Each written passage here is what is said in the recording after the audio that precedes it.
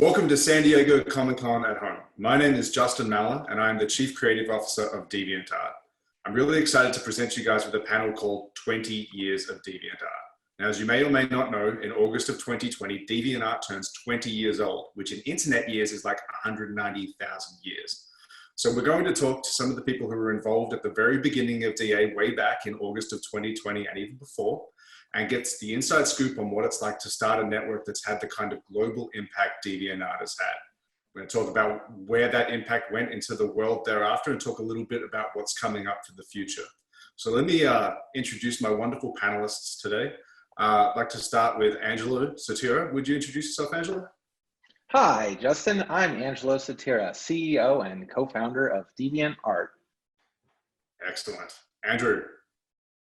Hi, Justin. Andrew McCann. I also co-founder of DeviantArt with Angelo there.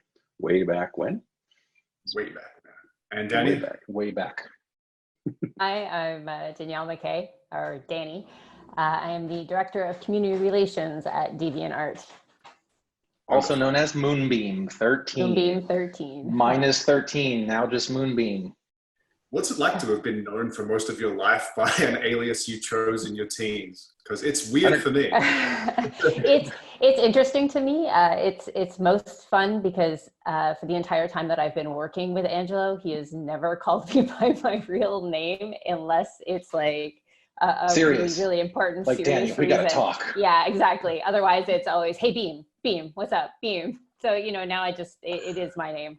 There are no other names. Andrew, you made the very sensible decision of using your last name as your handle. That was because when I created an account for DeviantArt, I was tired of my my handle and Article X. Yeah. So I decided to go with the last name. Like, how radical would that be? But well, it does age well. I'll give you that. Right, so as I was saying, a lot better than Spied. For crying out loud. So you're almost 40 years old and people are calling you Spied. It's tough. But I forgot to mention that. That's Spied, not Spy Ed. I was going to say, what about Spy Ed? Because they don't call you Spy. They Ed. call you Spy Ed. SPIED at hotmail.com was taken. So I went with a misspelling because I don't care.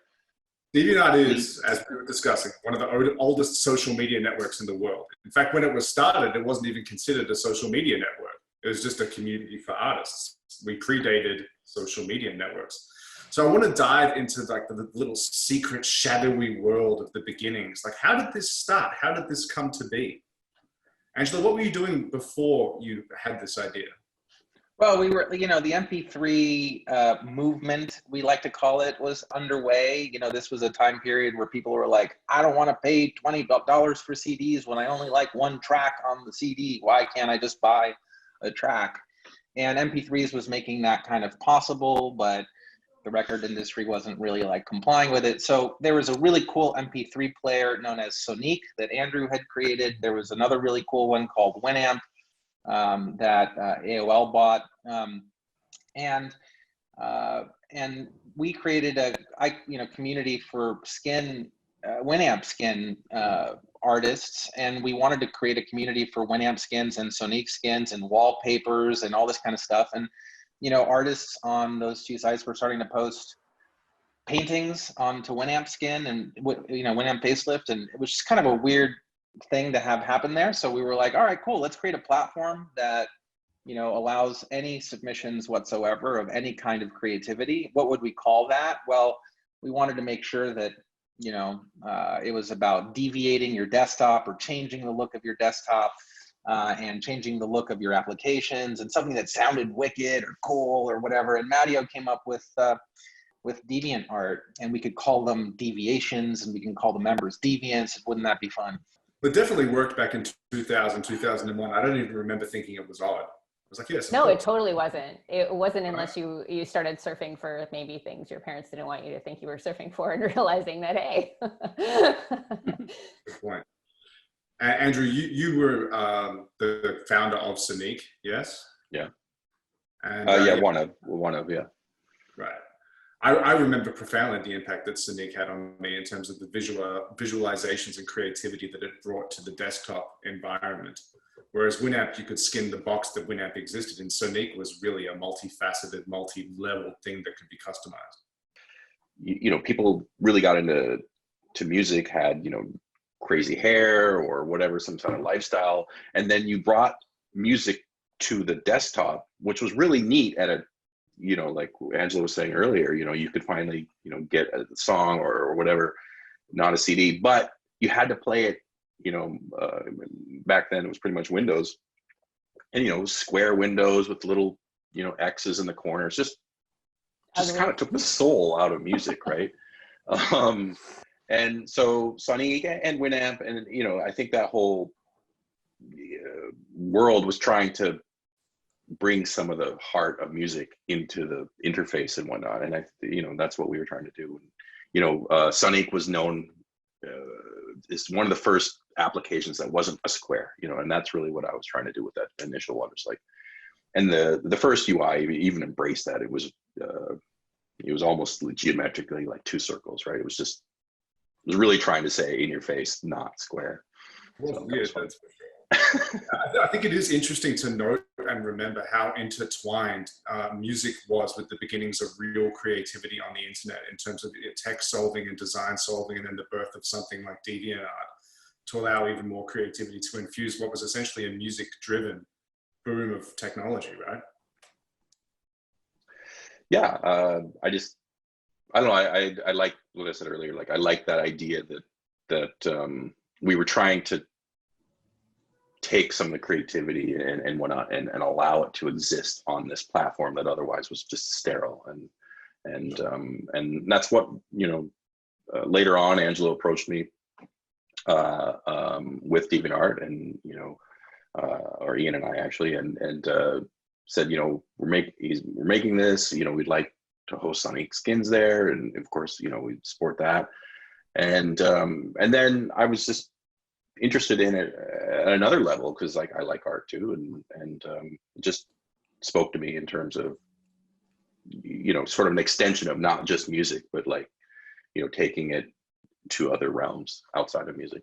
Let's back it up there. Because of this context, you know, Andrew and Ian were, you know, quite a few years older than me. I mean, I think like I must have been 18, you know, I met them when I was 16, and, you know, I must have been 19 when we started DeviantArt. So they must have been 23, 24 at that time. And so I really looked up to these guys. They were doing the stuff that I thought was the coolest stuff, you know, and a lot of people thought was the coolest stuff happening.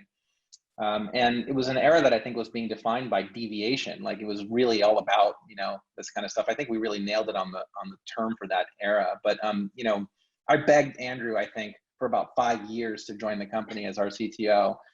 He did join as an investor and a participant in the very early days, without whom we wouldn't have been able to do it. And his advice and some of the contributions that he made in code were critical to us even being able to function on the internet. Well, let's talk about that a little bit. So I think we've covered the circumstances of what led to DeviantArt, well, and the meta of the internet and creating that birthed DeviantArt. But what was the intent in creating it? What did you think you were making, and how did that differ from what you actually realized that you'd made pretty soon on? So here's what was happening. So we did Winamp facelift, and then I paid the guy Mark Streech. I paid him to build Winamp facelift for me in exchange for a little bit of money and some hosting space on the DMusic servers. And what he did was he turned around and he created customize.org on that same server resource, which basically rendered Winamp facelift useless.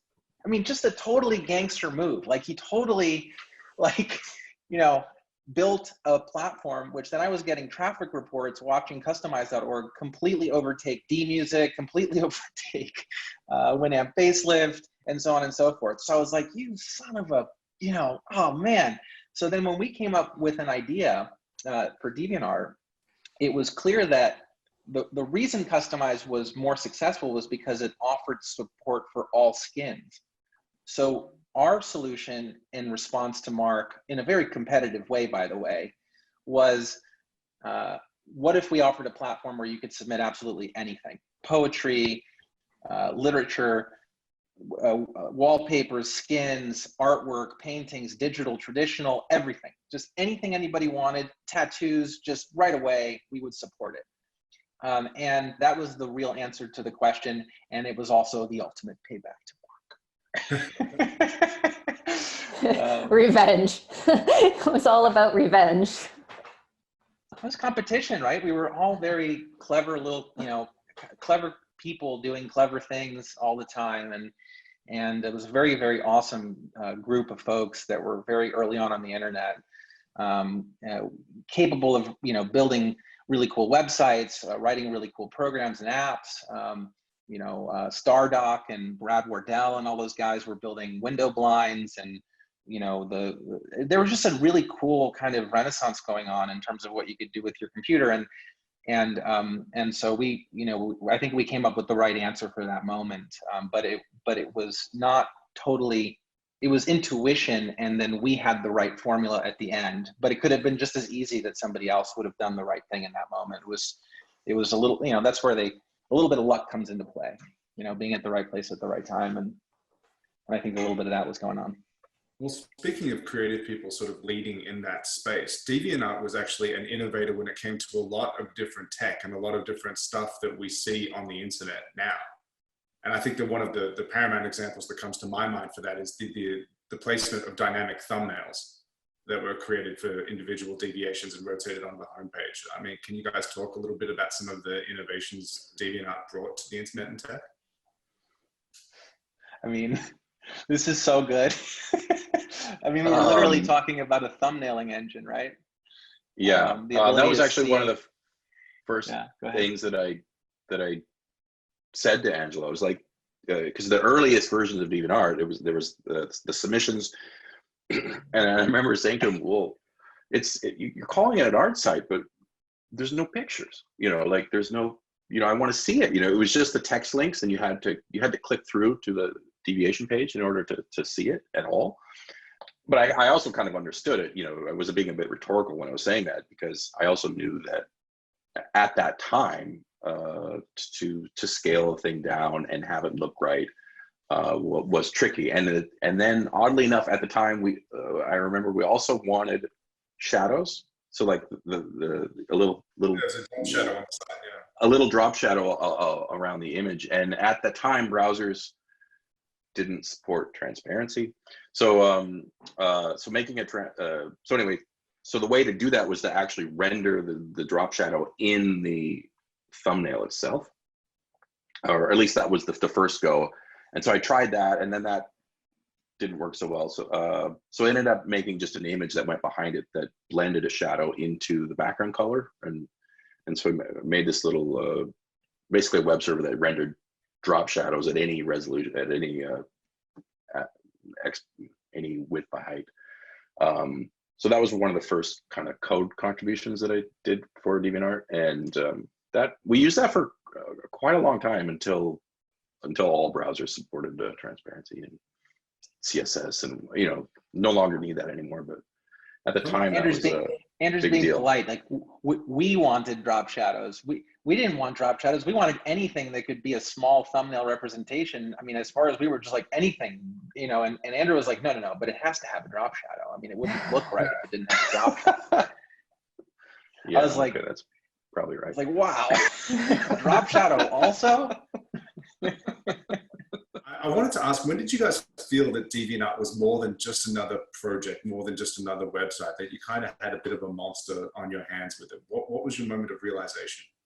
I committed to DeviantArt as my thing in roughly 2001, because we started to see it go downhill, right? I mean, roll down the hill, so to speak. We were pushing and pushing and pushing, and then it started to pull us. We had no control over its gravity starting by late 2001, just because it was growing so fast, and it was so hungry. It was like a baby that was just starving. It wanted like every bit of our money, every bit of our talent, everything. And I think it was just so exciting that it was hard to say anything other than like, this is what I want to be doing with my time and my life. And I did take the moment to say, hey, look, I see the internet evolving, And you know, there's a lot of opportunity here.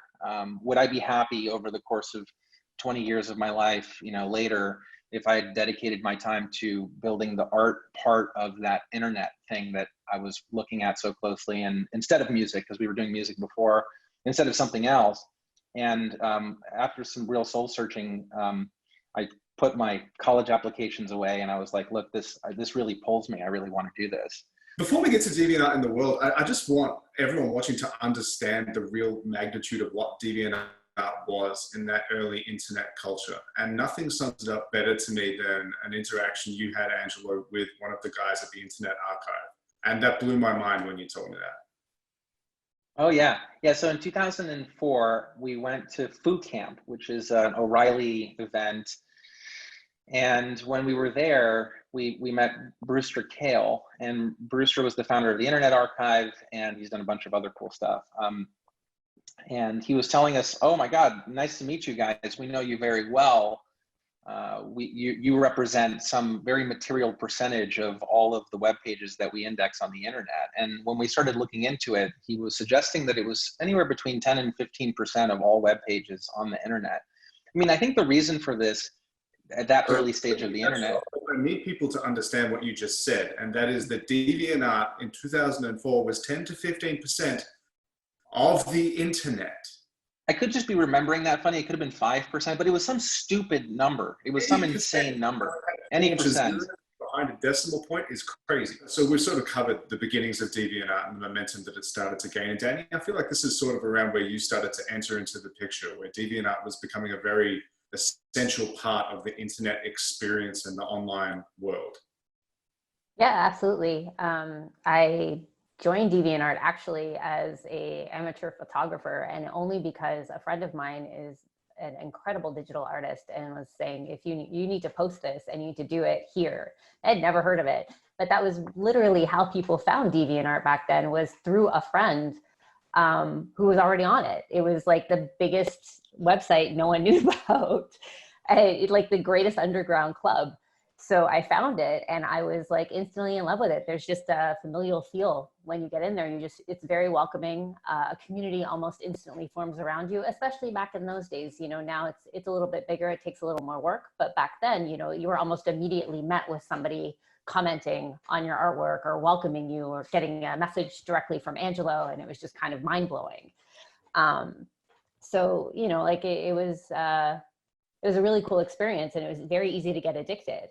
And that communal feel has never really changed from what I've seen over the years, from the way that I've heard it experienced by other people, whether they're older or newer members. That sense of community isn't something that you get from any other website. You just don't. And I'm very proud about that. I'm glad that we've stayed true to those roots.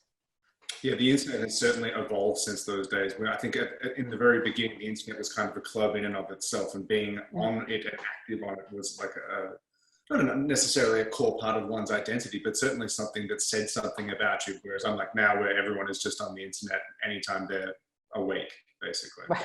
Yes, exactly. So you started off as an amateur photographer, but you quickly got involved in the community volunteers program. Yes, I did. There was a spot back then. Community volunteers basically just selected daily deviations, which sounded like a really cool thing to be able to do, to highlight artwork that you loved and represent the community that you were so fond of. And I just wanted to be part of that. So I did. And I did that for about a year. And then a spot opened up to actually join staff to take over that department. And I moved into that. Back then, there was no such thing as online community management. You know, it was literally learning by the seat of my pants of a poli-sci major. I mean, some would argue that gives me a little bit of ammunition for doing a job like this, and I would say that that is true. Let's use that poli-sci major of yours and tell me, like, from your experience online and at Deviant Meets, and Angelo and Andrew, I know you have some thoughts about this too. When you meet a Deviant, what is a Deviant? Like, what are their characteristics? How do they manifest? What do they have in common? Oh my God, they're always passionate, always. The very first thing someone wants to tell me when they see me is how much they love the site, how much they love the community, what their favorite thing is. They don't want to ask me anything. They want to just like give all of this love over and over and over again until you just can't take any more of it. But it's like, it's an awesome, overwhelming feeling to have that bounce off of you. It makes you feel like a rock star. It's a little bit crazy. I would say I agree, passionate. I would also say that there's an inherent, and I hate to generalize, but you know, going on a world tour with Heidi in 2009 and all the dev meets that we've done, and you know, I think especially meeting 3,000 deviants back to back in 11 countries over 40 days. Was a particularly special experience that I always look back on fondly. And I think what I pulled from that is a bit of a generalization, and it's this sort of sweetness that is, consistent. This sort of like, at the same time, there's this sort of like open-mindedness, like somebody comes up to you, they're very like interested and they're very excited to be there. And immediately within an hour of being at a Deviant meet, there's a closeness, which is, I'm looking for my people, the ones that I like, that define DeviantArt for me. I'm looking for those kinds of folks here. And then you see people going off into little pockets. That always and happens. hanging out with each other. Yeah, every it single reminds time. it reminds me of university or when you're in school in the cafeteria, like that's what happens. So you'll have like this whole giant group and everyone seems to be great. And then all of a sudden, like the lit kids will go off, the digital art kids will go off, and they'll just all sit there, and you'll have like one group of people just like sketching, and other people are just like having a conversation about a plot twist. Like they all kind of have their little grooves. They find their people and they mesh. It's great. The chemistry is unbelievable once you get to that phase. And then there's just no desire to go home. Like everybody just wants to stay for like the whole, we ultimately have to be like, okay, we're going to shut down the venue, or we have to go, it's been 11 hours or whatever it is. And there's just a desire to keep it going. It's the party that doesn't want to end. And I think it's just because, I look back on, being a kid in high school, and I remember Mike Correo. Mike Correo was the artist in the back of the class that at the end of every class, people would walk by his desk, and he was so fixated on what he was drawing, he didn't even want to stand up to go to his next class. So you could always walk by him because he was always finishing his drawings. You're like, Mike, that's amazing. This is so good. And it's like every Mike Correo from the back of every classroom finding each other finally and having something in common with a larger number of people in one space. The magnetism of that affinity is enormous. And it's what makes a site like DeviantArt so successful. And so what makes a Deviant meet such a singular experience is watching that affinity manifest, and these people realize that it's there and they can share it and be open about it with each other in person, instead of being the guy in the back of the classroom who's not finding that connection anywhere else in the class. I think that's a really powerful thing. I think it's part of the reason why we have such a passionate community. In dealing with that community, have you guys found any like individual behavior or patterns that you've like found remarkable or entertaining or troublesome? What I find very, very cool about our community, it's kind of, I don't even know the word I'm going to look for, but there's a familiarity with the staff. Like they feel very, very, very much like they can access us at any time. Like they're, like guidance counselors. Yeah, exactly. Like we're not like the Mark Zuckerberg of Facebook, where they can't actually talk to him or say anything. They can talk about him, but they're not reaching him. Right. Us, they can reach us and they'll talk to us, and that's no problem. Whether it's in real life or on the site, like they don't feel any way about sending us a note about what they're thinking at that particular time. And there's obviously pros and cons to that. I mean, there is no internet anonymity for any of us. I personally cannot go on any social network and not hear about DeviantArt from someone at whatever o'clock in the morning. It doesn't matter. They don't care. They feel like it's their right, and we've cultivated that, and I'm actually okay with it. But I can see how other people maybe wouldn't be. But I think for the most part, it's a pretty cool dynamic. Tell me about a time you've encountered DeviantArt in the wild, like when you weren't expecting to, not on another social media network, but just walked into a situation, a room, whatever, Well, Justin, I think this is a good time to turn it around on you a little bit. I mean, your story at DeviantArt and your story as a digital artist is, very, very, very interesting to the DeviantArt story, right? I mean, in 2002 or so, you started the Depthcore Art Collective. Is that the right date? Yeah. So 2002, Depthcore Art Collective. You were using DeviantArt's digital art results page to watch for up and coming talent. And as you liked somebody's work, you'd recruit them into your platform of Depthcore. And then every month you would run a competition, or every quarter, but really in the beginning, every month, I thought. Is that about right? What's the story there? Tell us about the Depthcores and what that experience was like, because it leads into the answer to your question.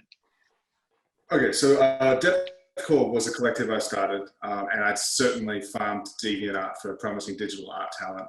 We were very focused on 3D and abstract work in the beginning, sort of opened up to be more of an aesthetic focus than a medium focus as time went on. But yeah, you're quite right. In the beginning, we were putting out chapters, we called them packs then, every month, maybe every 2 months. There weren't competitions though, insofar as that you couldn't compete to be in there. It was a closed community. It was like a little internet clubhouse. And we grew, I mean, by the time it sort of wound down in 2012, 2013, we had a few hundred members that we'd accumulated over the course of a decade. And we built a very private place to sort of get to know each other and explore that affinity that I was mentioning before. And it was an affinity that was like really specified into the kind of art that we were making and where we wanted to go with it. And also the fact that it was quite adjacent to professional art. There was a pretty direct roadmap from what we were making in commercial artwork and the advertising world. And a lot of us started to explore that at the same time. So Deathcore was a pretty singular thing. It was born like at a moment. I don't know if it could be done now, but it was really of its time. And it was, 10, 11 years, that's not DeviantArt's 20 or 190,000 internet years, but it's a solid 50,000 internet years. It's hard to start a website that runs for 11 years that made no money for anyone at any point along the way, I'm not sure how that feeds in. But just to clear it up, I mean, it was not a competition to be in the pack, but it was a competition to get into the group at all. Sure. Okay. Yeah, that's true. There's a lot of. And here's a question: would you say DeviantArt accelerated the relationship development to produce the pound for pound quality that goes into something like Depthcore in 2002 to 2012 or whatever it was? It would have been impossible without DeviantArt in that particular. And then Deathcore was a byproduct of DeviantArt. And then did Deathcore accelerate the development of those artists to become a better and better and better by the month group of digital artists, just as a result of finding each other? By orders of magnitude. Because and when then you have did those focus and you share that, yeah, you improve at a drastically improved rate. So when I'm seeing Verizon use your artwork, for a season on every truck and every train and every billboard in the country of the United States, to sort of advertise itself, and the aesthetic is uniquely deviant, looks like Justin's work, which looks like a digital art evolution that we witnessed through DeviantArt as well. That's the kind of example that answers your question, right? I mean, that's us seeing digital art hitting the mainstream consumption of the way that things look, and you're a great example of that, and so are the many other members of Deathcore who did all kinds of crazy stuff, right? Yeah, if you look at the global impact of work that was produced by Deathcore, by members of Deathcore, you'd be shocked. There's virtually nothing that they haven't touched over the course of the last decade. And you're right, it's absolutely a physical manifestation of like DeviantArt's roots just stretching into the future. Good answer. Yeah. So yeah, that's been the real treat, I think, for all of us at DeviantArt, is to witness over 20 years that evolution, the impact. And now it's kind of hard to look at a video game, a movie, a billboard, a commercial, kind of virtually anything, that we don't see sort of the roots of that developing through the competition through the years of artists trying to make it to the homepage of DeviantArt, trying to make it to the homepage of their section of DeviantArt, and so on and so forth. So yeah, it's a really, really big treat. I mean, I remember when You know, one of my favorites is when Kevin Eastman, who became an advisor to DeviantArt, he was the creator of the Teenage Mutant Ninja Turtles with Peter Laird.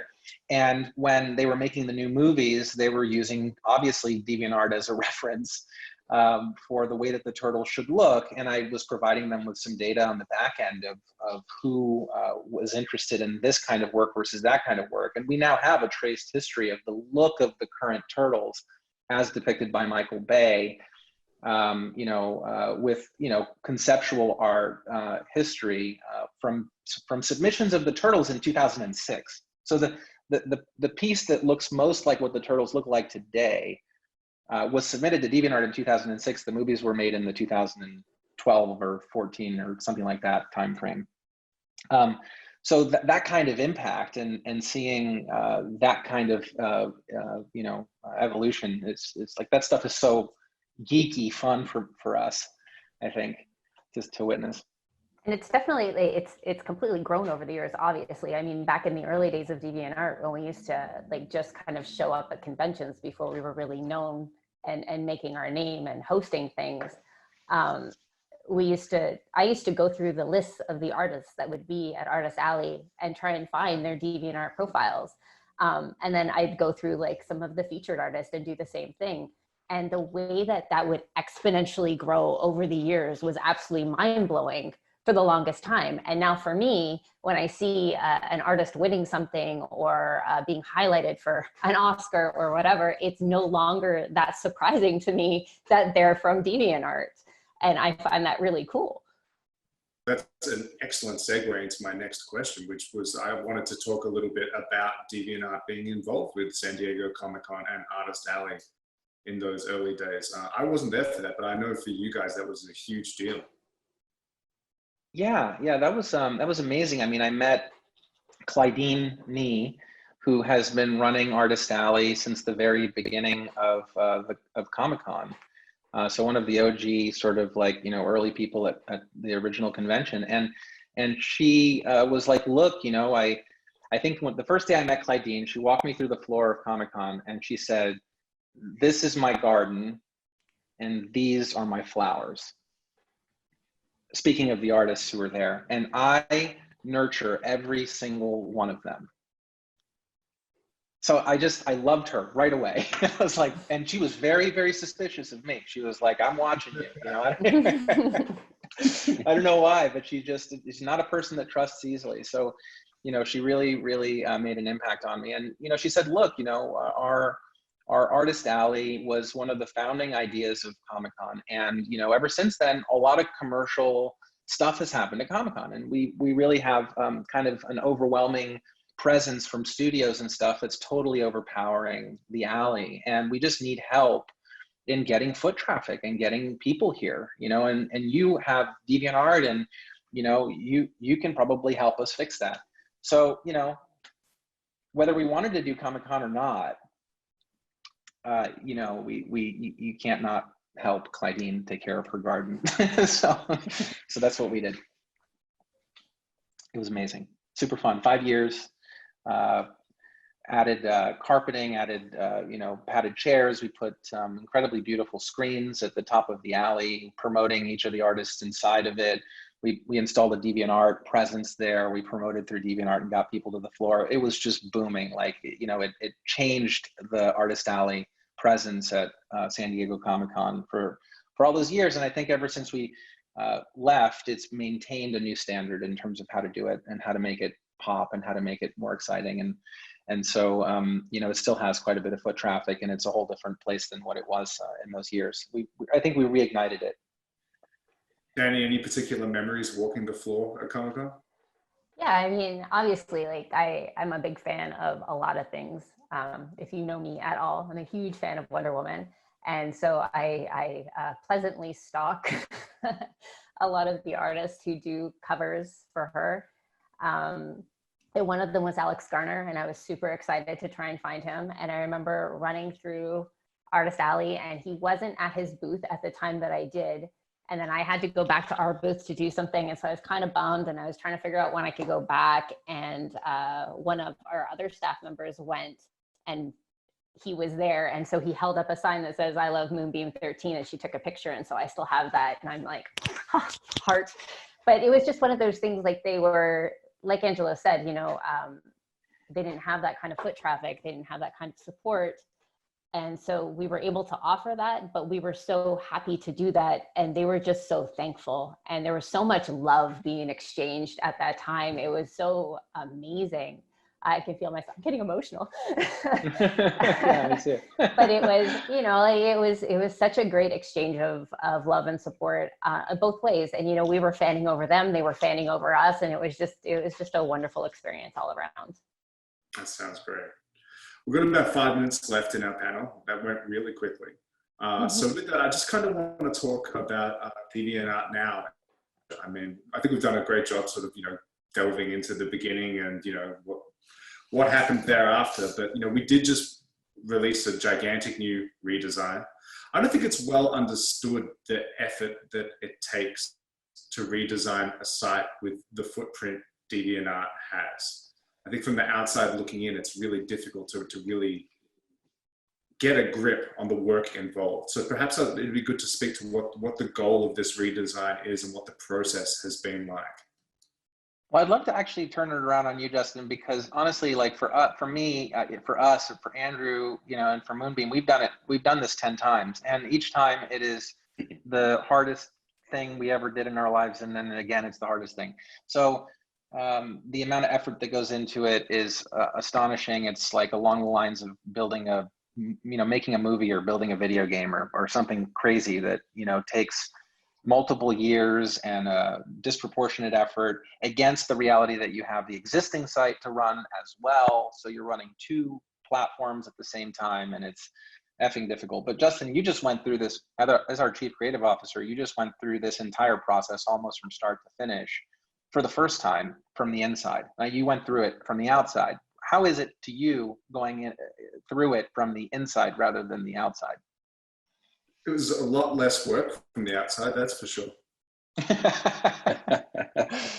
I was shocked. I was, to tell you the truth, you know, I've done a lot of projects over the years, and it's never been something that had stakeholders in the way that DeviantArt has, that had an interconnectedness between the different features and products offered on the site and the way that DeviantArt does. I've been part of renovations before where what we did was overhaul like the structure of a gallery like area and a profile page and all that sort of stuff. And even that was difficult enough in and of itself, but it was really just managing hierarchies. Here you're talking about the endless shifting atomic units of DeviantArt, how they integrate. Like if you have a deviation, how many different places does that actually appear on the network? The answer is not 2. The answer is it's myriad. It's insane. It is amazing how much work it takes to do even small things, to do them just functionally, let alone perfectly. Isn't it weird how it just seems like DeviantArt is like a deviation page and a profile page, and like it just looks like it's 4 pages, and that's pretty, and you're like, well, what's taking so long? Why can't you fix that?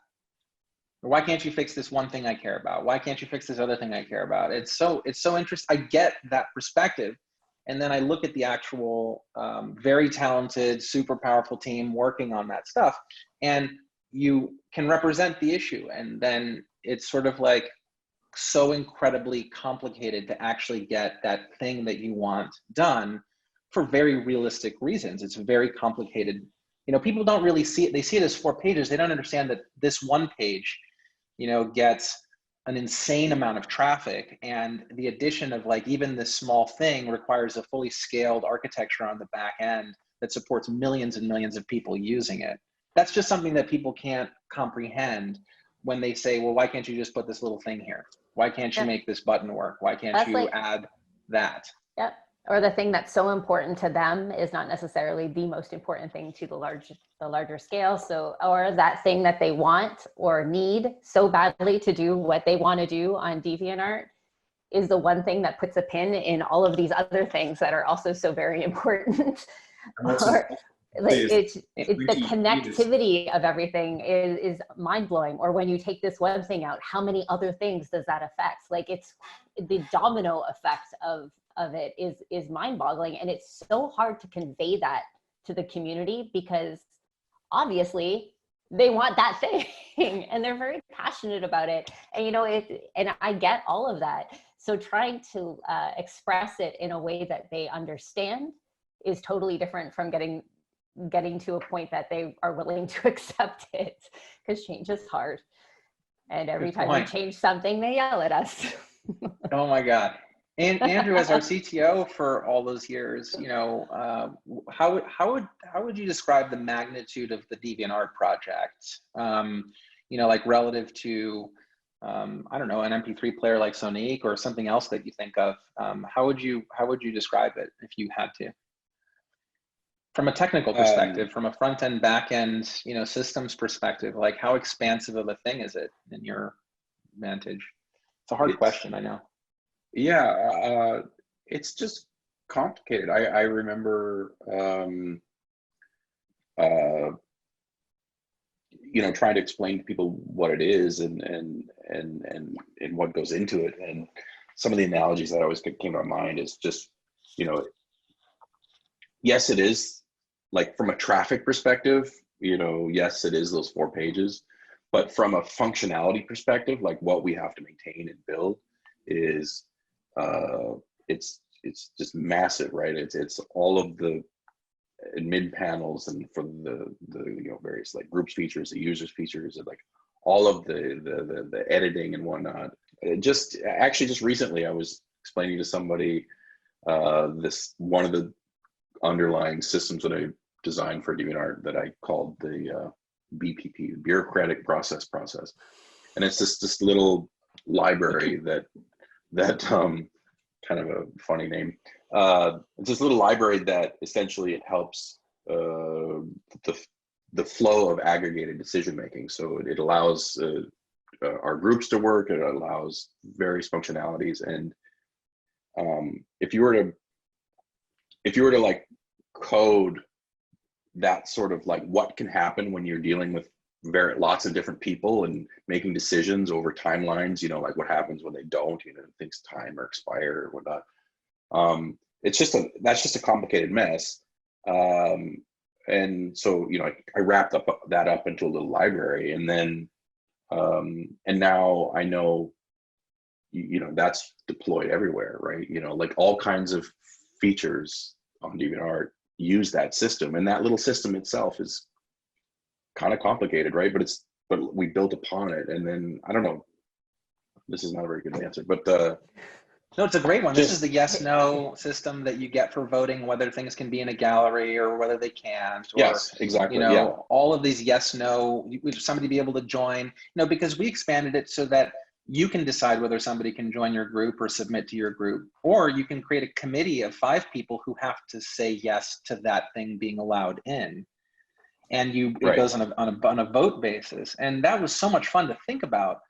And then it's just like such an enormous system to build, right? Like that, no one understands that one unique little cute feature is a world.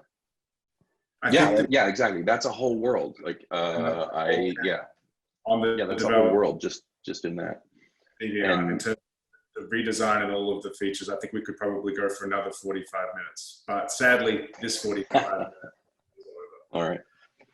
But who knows, maybe they'll let us do another one next year where we talk just about the development cycle, because I'd be willing to bet there's a lot of people out there trying to start their own products and their own communities who'd be really interested to hear about that. I know I would, but sadly we spent too much time talking about our usernames in the beginning. Sad.